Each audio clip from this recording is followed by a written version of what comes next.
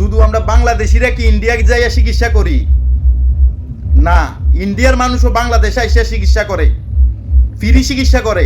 ইন্ডিয়ার বর্ডারের মানুষ বাংলাদেশে এসে ফ্রি চিকিৎসা করে।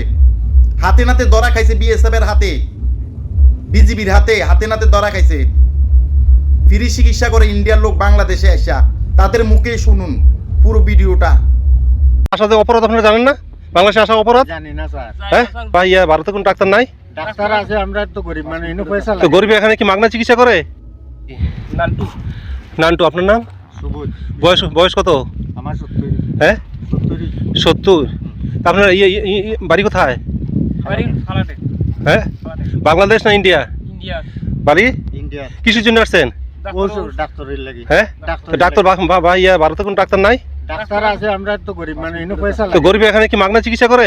না, ইনো অল্প পয়সা হয় এর লাগি। তা আপনাদের কেউ বাধা দিছে আসতে? না, তো কেন তো আপনারা আসলেন কেন? ইন্ডিয়া আসা যে অপরাধ আপনারা জানেন না? বাংলাদেশে আসা অপরাধ? জানি না স্যার। হ্যাঁ আপনারা জানেন না বাংলাদেশে আসা অপরাধ? তো অবশ্যই জানেন। হ্যাঁ জানি না। হ্যাঁ পাসপোর্ট ছাড়া আসা অপরাধ জানেন না? পাসপোর্ট ছাড়া আসা অপরাধ না, অবৈধ না।